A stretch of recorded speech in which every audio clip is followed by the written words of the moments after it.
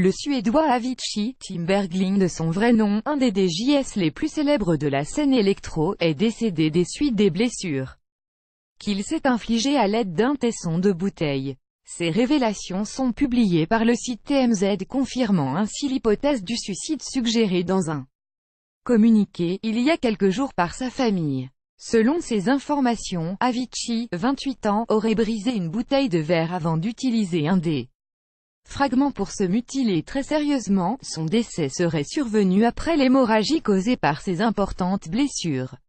Le site TMZ, qui cite deux sources proches de la famille, explique que Avicii s'est très gravement blessé au niveau du cou et des poignets.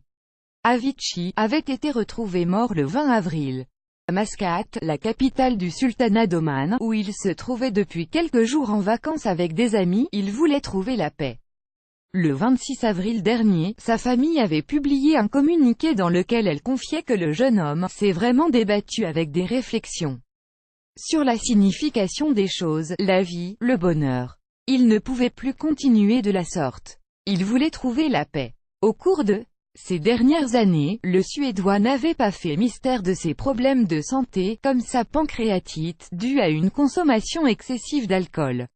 Il avait dû annuler des shows en 2014 pour se faire retirer la vésicule biliaire et l'appendicite. Tim n'était pas fait pour la situation dans laquelle il se trouvait. C'était un homme sensible qui aimait ses fans mais qui évitait les projecteurs, a indiqué sa famille.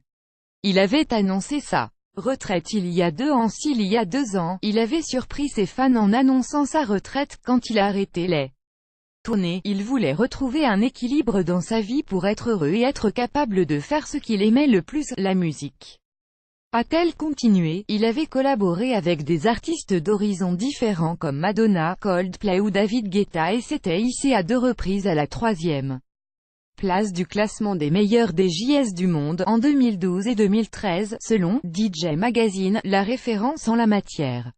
Son plus grand tube, Wake Me Up, cumule près de 1,5 milliard de vues sur YouTube. Wake Me Up, sa famille le décrit comme un perfectionniste éternellement insatisfait qui a voyagé et travaillé dur à un rythme qui l'a conduit vers un énorme stress.